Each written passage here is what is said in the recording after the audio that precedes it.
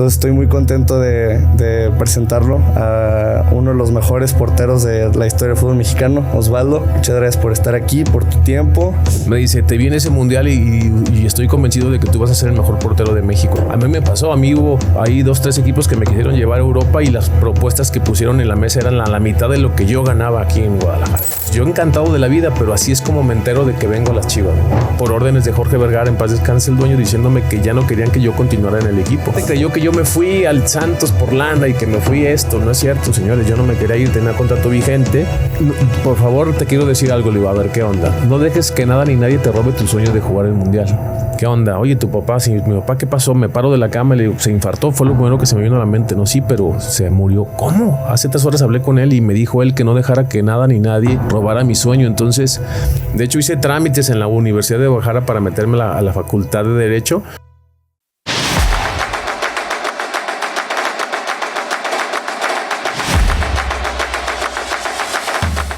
¿Qué tal, amigos de la número 5? Bienvenidos a el capítulo número 16 de este podcast tan bonito y tan padre. Hoy pues es un día bastante especial para mí.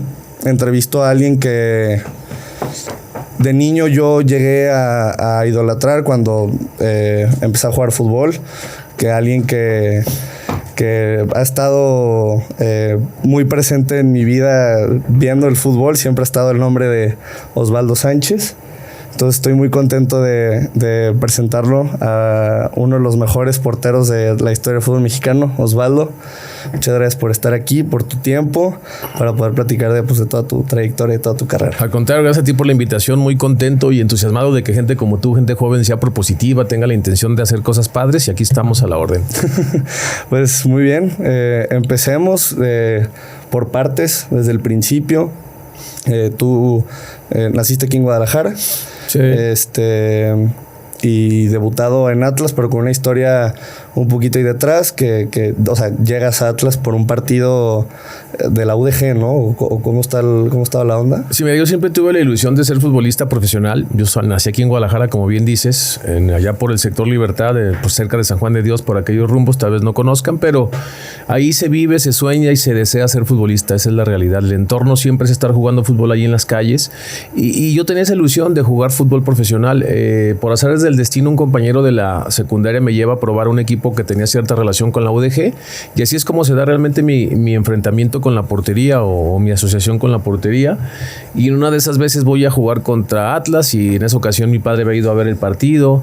Da la casualidad de que en Atlas estaban buscando porteros de mi categoría, de mi edad. No categoría de nivel, sino de mi edad más bien. Sí. Y así es como se da la oportunidad de irme a probar. Entonces fue algo muy fortuito. Tú cuando quieres ser futbolista es cierto que le puedes ir a un equipo, pero no sabes en dónde vas a estar. Esa es la realidad. Lo que quieres es jugar, ¿no? Claro.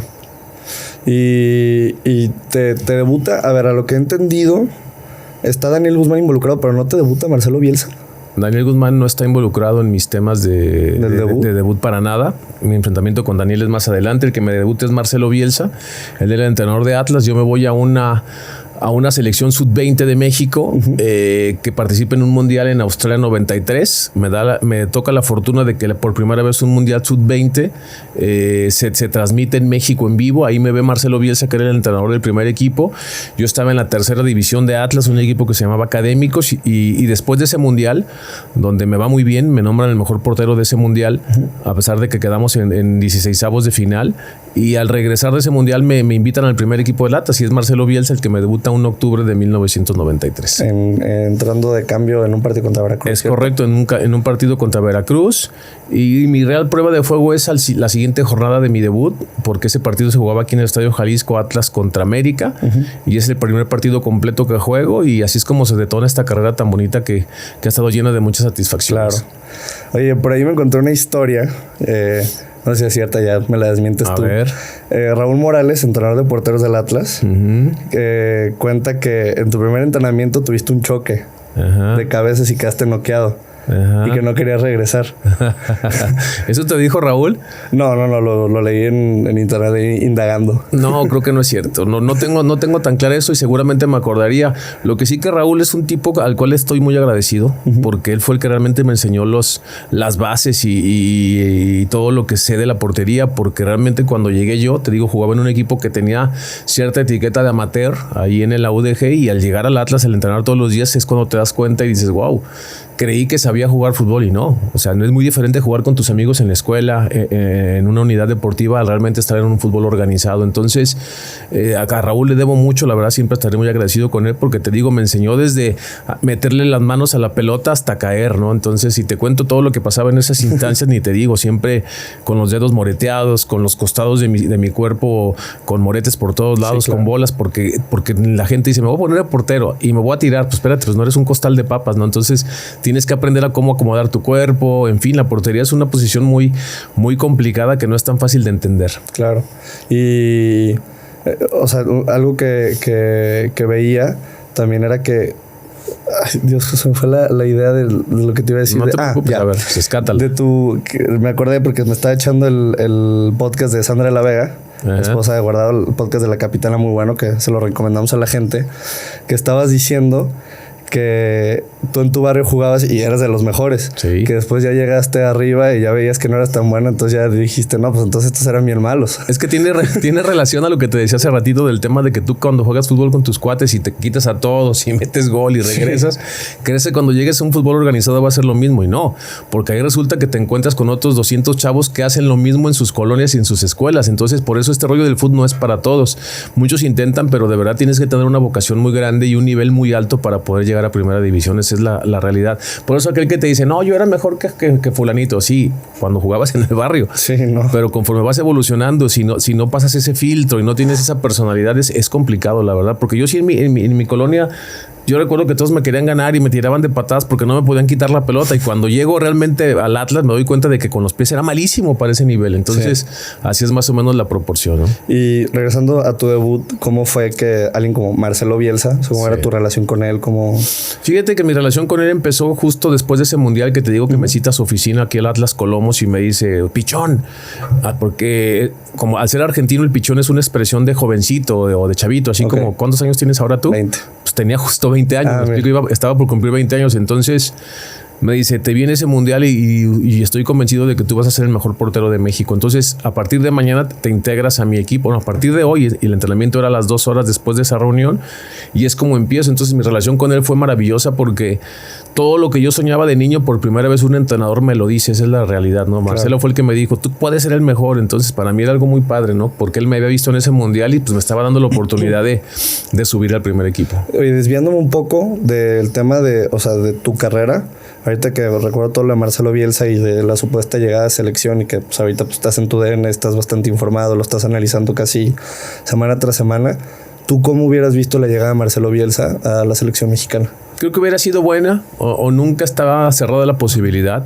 Es un tipo que trabaja muy bien con los jóvenes. Yo creo que la selección necesita renovarse en muchos sentidos y el principal en mi entender es ese, darle la confianza a los chavos, no esperar a que los jugadores se cuajen para poderlos meter en selección nacional, pero tener una reestructuración y un plan a seguir.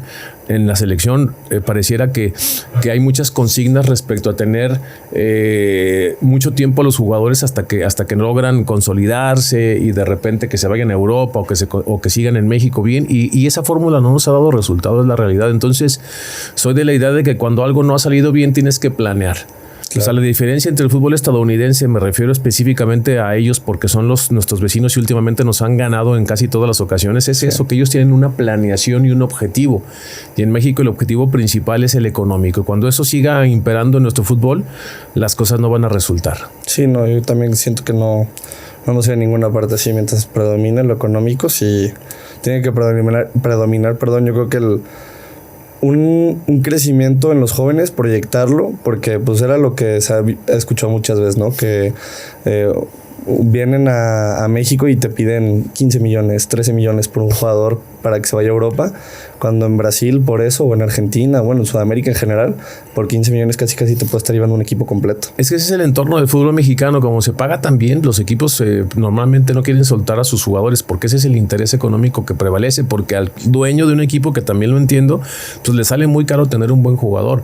Cuando alguien pregunta por ese buen jugador, pues lo que quieren es venderlo de buena forma para poderlo soltar. Te doy un ejemplo muy claro: Giovanni Reina, Christian Pulisic, Timothy Weah, los jugadores estadounidenses que más han destacado se fueron desde los 16 años, 17 a Europa, con unos contratos en donde decían, a ver, ahorita llévatelo, no me vas a pagar nada, pero cuando él llegue a venderse en cierta cantidad de millones de dólares, ahí tú me vas a pagar.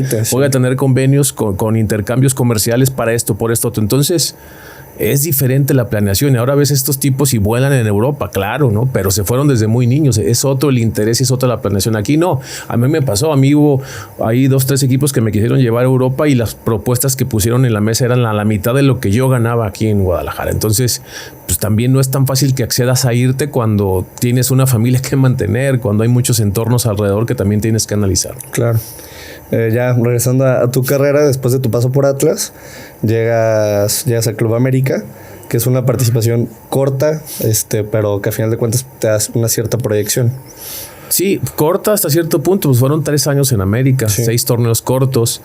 Me sirve de mucho porque por primera vez salgo de mi casa de Guadalajara, me voy a vivir solo, creo que maduro en muchos aspectos. También ahí por primera y única vez fui suplente en primera división y no me gustó. O sea, perdí la titularidad de un torneo de 17 jornadas, no jugué 7 fechas y fueron los peores momentos de mi vida, porque en lo económico me empezaba a ir bien, porque tenía muchas cosas padres que antes no, pero no jugaba y yo lo que quería era jugar. Entonces, para mí el ir a América fue algo muy importante porque ahí maduré en muchos sentidos de mi vida. Claro. Y ya después de América llegas pues, al equipo que básicamente te dio la proyección, te dio un mundial, te dio tu primer campeonato en primera división, que fue Chivas. Sí. ¿Cómo se da esa llegada de la América a Chivas? Mira, fue muy fortuita y muy simpática, ¿no? La voy a compartir aquí en tu podcast porque yo estaba de pretemporada con el América, que es la pretemporada para la gente que a veces no entiende esas partes y no se tiene que entender, nada más es como para tener un preámbulo. La pretemporada es la etapa previa que inicia el torneo, es donde entrenas más fuerte, hasta dobles y triples turnos al día, entonces estás exhausto. Recuerdo que esa ocasión estaba terminando el tercer entrenamiento tipo 7 de la tarde y le digo al entrenador en curso, oiga, hay muchos rumores en los periódicos, antes no había redes sociales, eran los periódicos donde te enterabas de lo que pudiera pasar, de que puede venir Adolfo Ríos, un portero que estaba en Necaxa, al América, y pues yo quiero saber qué onda, si viene él, qué va a pasar, porque yo terminaba mi contrato y había que renovar o ver qué situación se venía. Y él me dice, no te preocupes, hijo, tú para mí eres de los mejores porteros de este país y tú estás tranquilo y seguro. Mañana entrenamos a las 10 de la mañana. Ah, perfecto. Llego a mi casa, estoy terminando de cenar y en el noticiero de los deportes me doy cuenta de que noticia bomba en el draft de Acapulco. Osvaldo Sánchez pasa del América a las Chivas. Wow, o sea, así fue como me enteré, ¿sabes? Después de esa noticia, me marca el Tuca Ferretti por teléfono, oye, mañana tu vuelo sale a las 7 de la mañana, entrenamos a las 9, te esperamos acá en Guadalajara. O sea, ¿cómo? Espérate, sí. Nadie de América me había dicho que eso sucedía. Después de eso me marca el presidente de la América, oye, Osvaldo, pues una negociación, vas a regresar a tu tierra. Pues yo encantado de la vida, pero así es como me entero de que vengo a las Chivas, ¿no? ¿Tu familia era más atlista o más No, Chivas? Mi familia nadie es atlista. La única que le va a Atlas creo que es mi esposa, pero de ahí en más, toda mi familia de raíz, llámese padres, hermanos, pues siempre fuimos Chivas. Yo tenía mi abono de aficionado, iba cada 15 días al estadio. Sí, no, pues pero bien contentos. Contentísimo, pero también pues ya había pasado por Atlas y por América, o sea, los dos antagónicos brutales de Chivas, me explico, el destino me llevaba a enfrentarlo de ciertas maneras y ahora iba a jugar ahí, entonces yo tenía una doble consigna de ganarme el crédito de la gente, porque la gente me odiaba cuando no estaba en las Chivas, ¿sabes? Entonces fue algo muy padre, el hacer lo que te gusta es satisfactorio, pero cuando lo haces en el lugar en donde siempre has querido estar, pues es doblemente satisfactorio, pero a la vez tienes un compromiso muy importante, ¿no? Sí, claro, con casi con qué descaro se atreve a llegar a las Chivas. Sí. Luego llega el año 2006. Bueno, primero la final 2004, que no nos podemos saltar aquí. David, que nos acompaña, muy pumista. Ajá, la gozó. No, ni había nacido, ni se acuerda. No se acuerda. Pero ahorita justo veníamos platicando en el carro de aquella final, de los penales, de Kikín, que ahora pues ya son compañeros en tu DN. ¿Cómo recuerdas ese torneo y sobre todo esa final? con Chivas. Ese torneo fue muy bueno para Chivas. Teníamos un muy buen equipo con un técnico holandés que de repente vino a implementar metodologías diferentes de entrenamiento a lo que estábamos acostumbrados. Él no hacía trabajos físicos sin pelota, fíjate, y yo siempre había hecho ese tipo de cosas. ¿Qué significa eso? Que no era que te ponía a correr alrededor de la cancha o te traía el bosque de los Colomos y te pegaba unas tundas en ese sentido, no. Él todo lo hacía con balón. Entonces para nosotros era muy extraño, pero era novedoso y era padre. Llegamos a la final y el equipo estaba bien. Los tiempos de Dios son perfectos, creo que no nos tocaba, no era nuestro momento y el campeonato de esa situación vino hasta el 2006, ¿no? Fue algo doloroso perder una final contra Pumas, no contra Pumas porque haya sido Pumas, sino simplemente perder una final es algo que no le deseo a nadie, de verdad que hay cosas que duelen y perder una final de esa instancia y en penaltis está muy cañón. Fíjate, una anécdota, yo en ese torneo me patean 8 penales, ¿sí? Atajo 7, ¿sí? De la temporada regular. Sí. En la tanda de penales eran 5, pues yo dije, me voy a llevar 2 mínimo, ¿no? Entonces, no paré ninguno. Y al siguiente torneo, el primer partido es Chivas contra Atlante en el Estadio Jalisco, penalti en contra y lo atajo. Entonces, ¿cómo es el destino? ¿Cómo es? ¿Sabes? O sea, resulta que de los últimos 9 penales de liga atajé 8 y en los 5 de la final no atajé ninguno. Entonces, para mí esa era una consigna pendiente, ¿no? Yo decía, carajo, tanto he luchado este rollo de ser campeón porque había tenido ya muchos reconocimientos individuales como mejor jugador, como mejor portero, pero nunca un campeonato y se me estaba negando. Entonces, era como el carajo, ¿por qué sucede esto, no? Y la vida es así. La vida no es tan fácil como la gente cree, ¿no? Pero ya 2 años después, pues un grupo increíble, ¿no? Lleno de jugadores y leyendas recordadísimas hasta la fecha. Bofo, Omar, Venado, Maza, Reynoso, Pato Araujo, tú, el Chepo de la Torre en cabeza. Sí fue un grupo realmente muy unido y que pues luchó hasta el final, aparte eliminando al América en semis. Eliminamos a Cruz Azul y América. A Cruz Azul y América. Cruz Azul en cuartos. Veracruz fue en repechaje, ¿verdad? Veracruz repechaje, exactamente. Y la final a las 12 de la tarde en el Estadio Nemesio 10 a reventar, pero pues ahí estaban ustedes. ¿Cómo se da? ¿Cómo se vive por dentro? Digo, aquí lo platiqué con Chepo aquel día. Él me decía que estaba... nunca había estado tan orgulloso de un grupo que vio literalmente como crecer. Entonces, no sé, tú como capitán de ese equipo, ¿cómo lo ibas viendo? Yo me sentía contento porque el equipo iba subiendo de nivel. Me recuerdo que en esa ocasión estuvimos a punto de quedar eliminados, pero yo sabía que teníamos un gran potencial con los jugadores que mencionaste y otros que también eran importantes, como Manuel Sol, Diego Martínez, estaba el Chato Rodríguez. Chicharito había debutado ese torneo y estaba fuera de la nómina, pero estaba en la plantilla. Entonces yo veía un grupo muy vasto y con muchos deseos de campeonar. Aparte, muchos de los que habíamos perdido la final seguíamos ahí, la final de 2 años atrás. Entonces era como una revancha, ¿no? Y recuerdo que el grupo no era de que se llevara del todo bien, ¿sabes? Cuando tienes un equipo de grandes figuras, de repente hay puntos muy yuxtapuestos en los análisis o en las formas de ver las cosas. Y recuerdo que a veces hasta casi nos peleábamos a los golpes, pero se resolvió la situación porque el equipo se unió para la final y se disfrutó de gran forma, ¿no? Creo que fue un campeonato muy padre. En lo personal fue algo muy emotivo porque yo sabía que era mi último torneo en Chivas, ¿no? Para mí hay una anécdota que poca gente sabe y que a veces cuento, de que a mí antes de entrar a esa liguilla, te digo que estábamos casi eliminados, llegamos de repechaje, habla Néstor de la Torre, que era el presidente de las Chivas, por órdenes de Jorge Vergara, en paz descanse el dueño, diciéndome que ya no querían que yo continuara en el equipo. Yo tenía 1 año y medio más de contrato, yo no entendía, pero ¿por qué? A ver, yo vivo aquí, es mi equipo, ¿cómo que ya no soy el capitán? Me ha ido bien, soy de los mejores jugadores del torneo. Dice, no, es que queremos cambiar en muchos temas de liderazgos, que no sé qué.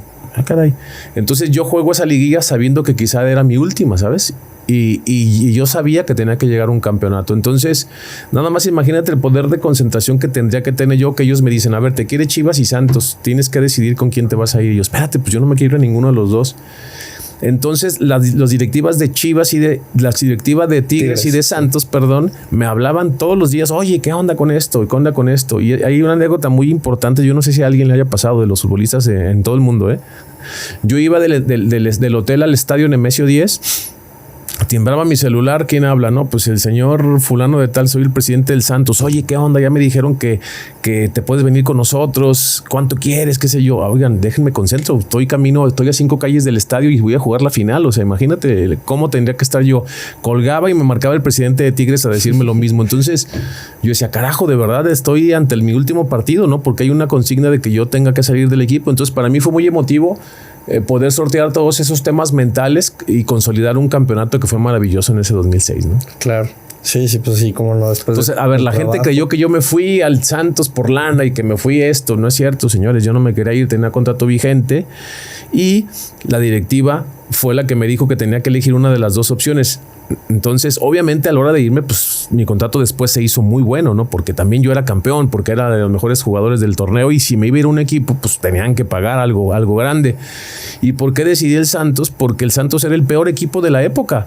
Estaban, a punto de descender y yo dije, a ver, si ya me voy a ir de las Chivas, que es el campeón, pues me voy a ir al peor, porque para mí va a ser muy padre y muy satisfactorio que en base a esfuerzo, tenacidad, unión, disciplina, pues este equipo se pueda consolidar y para mí es muy padre ahora contar que ese equipo que se salvó en la última jornada, me refiero a Santos, con esa apuesta tan arriesgada de irte del mejor hasta el último, ¿no? Sí. Que nos haya resultado en 3 campeonatos. Entonces, me tocaron 3 campeonatos en Santos y fue algo que me gustó mucho porque poca gente quería ir a Santos cuando las cosas no estaban tan claras, ¿no? Sí, no, pues, aparte sí, como es mucho más gratificante decir, desde abajo lo sacamos. Exacto. Y vengo del mejor equipo. Exacto. Ahí me salté, me brinqué hasta diciembre, pero me pasé junio de 2006. Ya te iba a regañar porque te habías pasado. No, hombre, ¿cómo crees? No, imposible.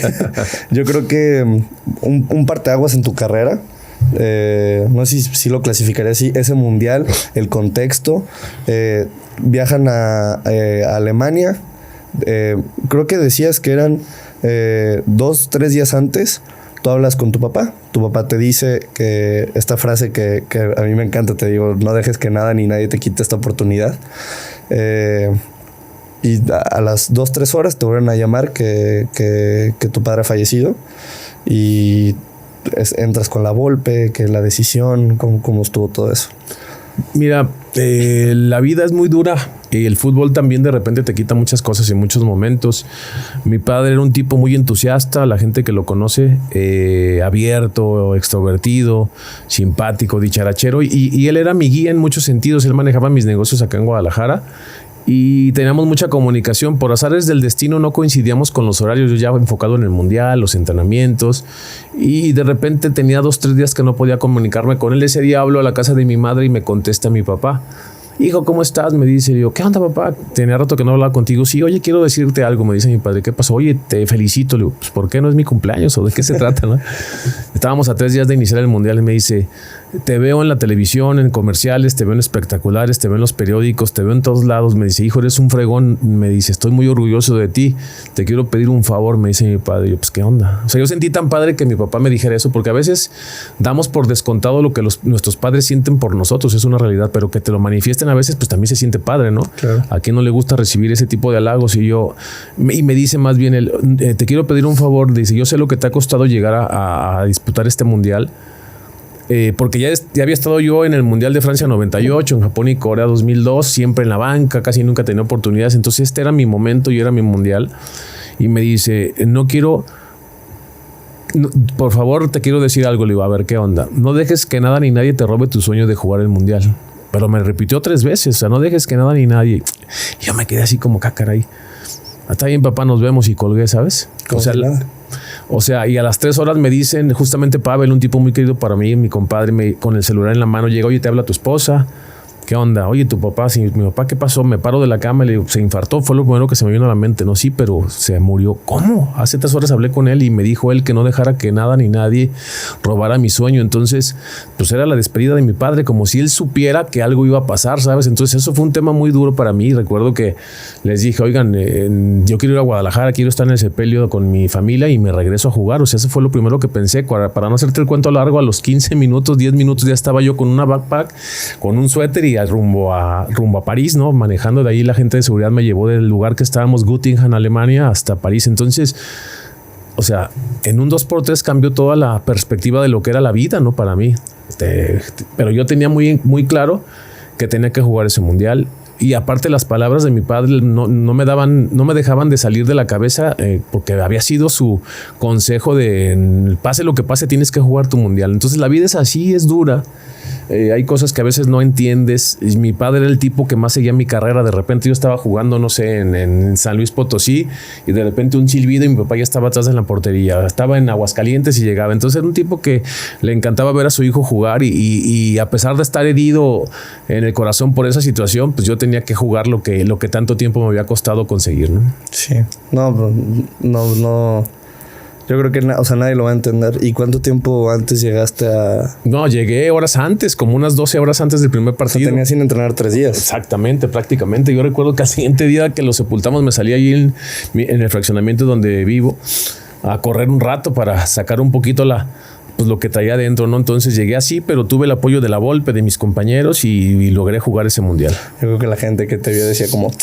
No juega pasado mañana. Claro, pues imagínate un viaje tan largo, ¿no? Y de un lado a otro, y con la presión que significa jugar un mundial, y la tristeza de haber perdido a tu padre, pues fue algo muy duro, pero pues había que afrontar la situación.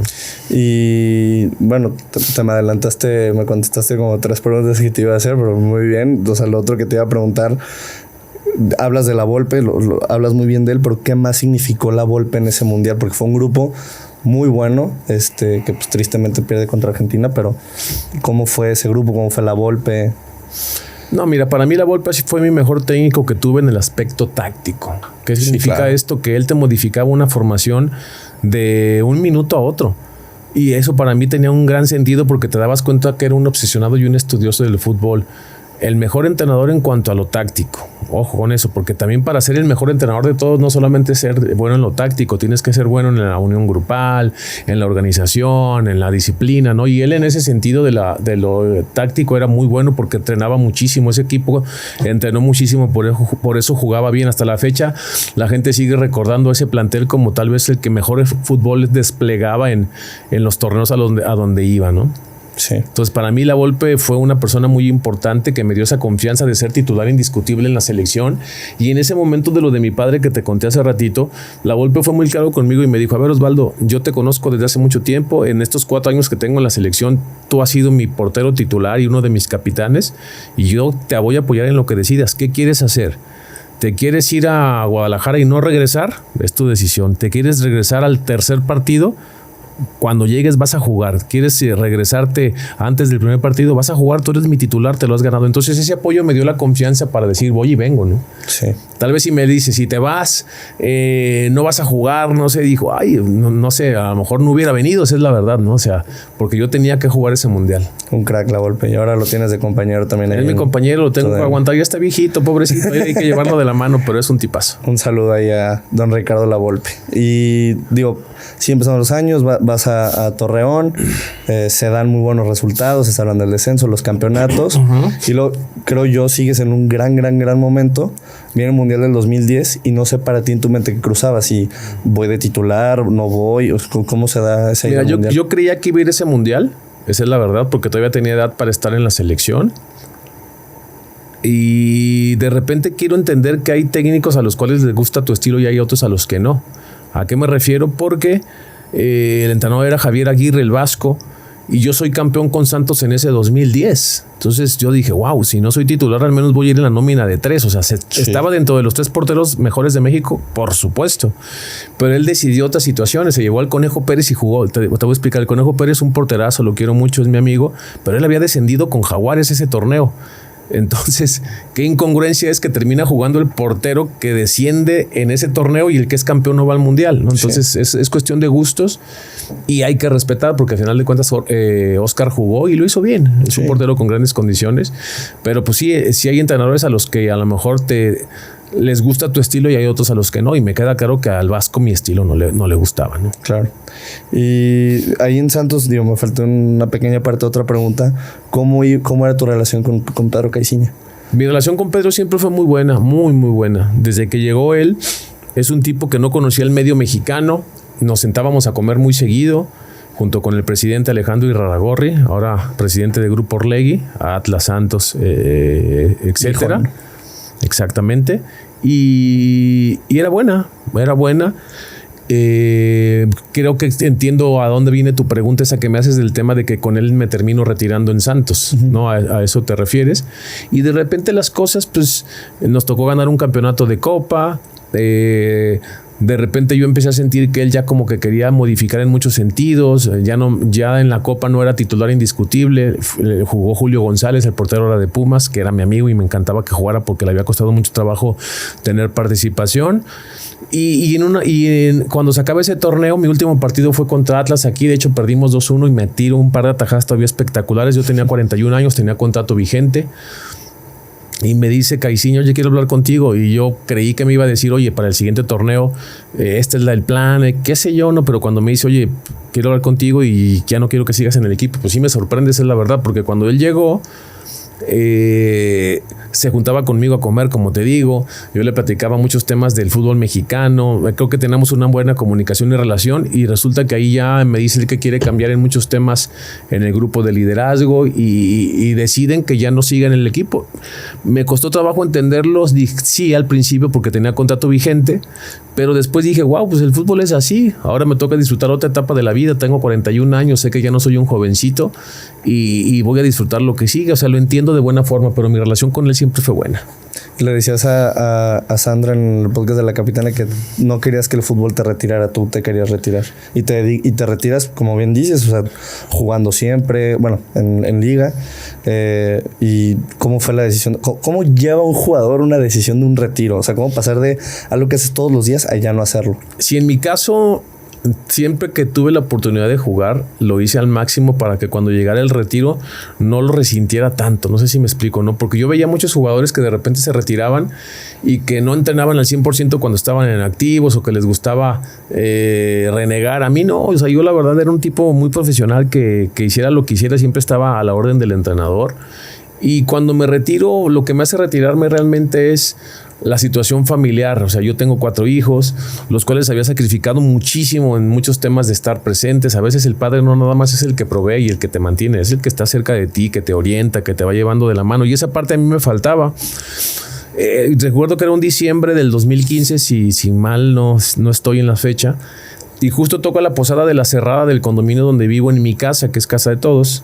Tenemos una buena camaradería con los vecinos y cada mes se hacía una cena con uno y con otro. Justo en ese diciembre es la posada en mi casa y sacan los famosos globos de Cantoya, se llaman, esos que prenden, ¿no? Y que van hacia arriba, ¿cierto?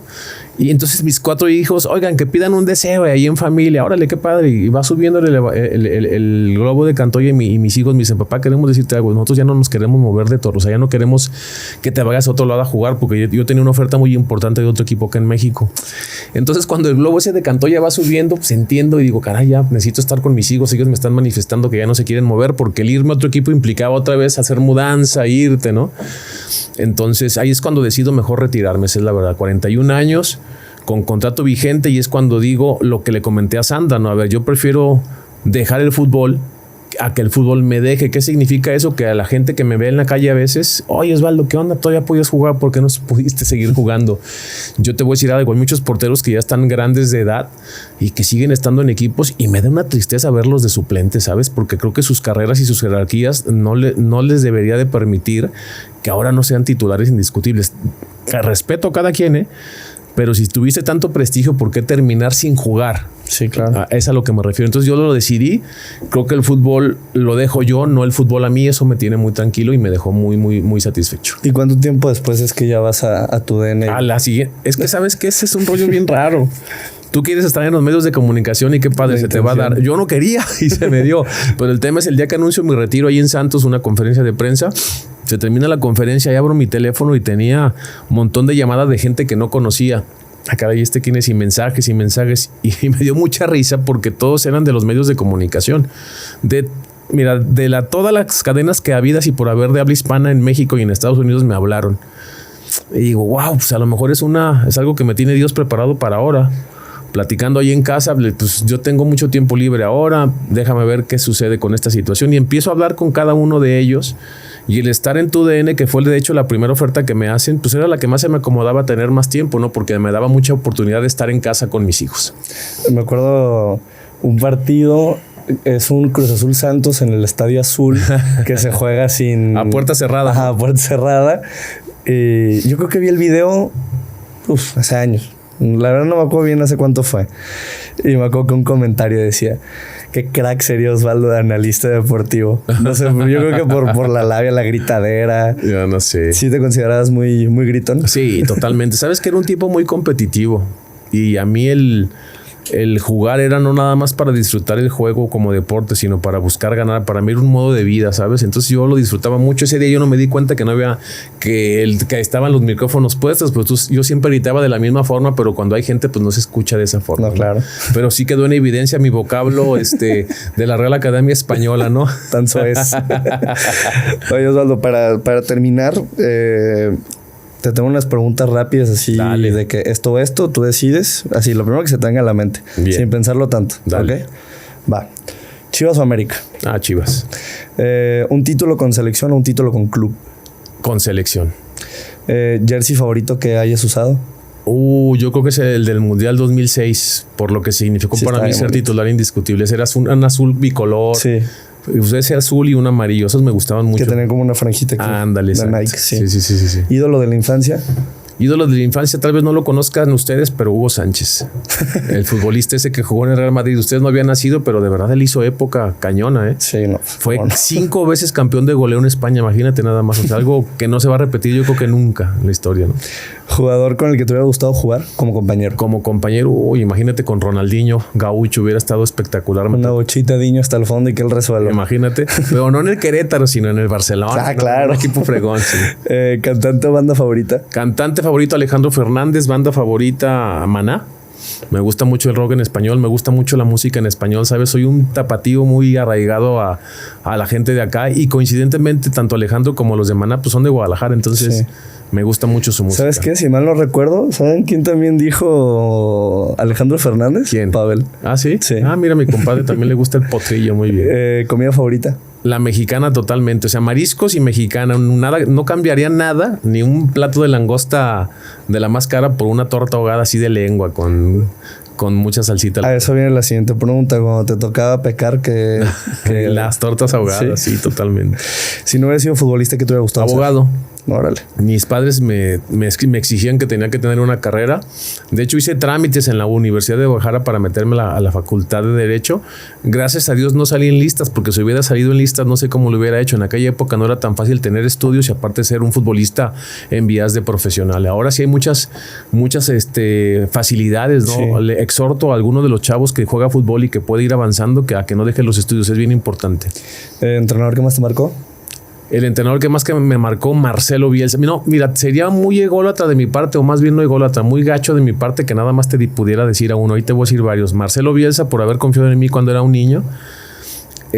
Lojitos Mesa por haberme enseñado ese trato como persona hacia los medios y hacia todos.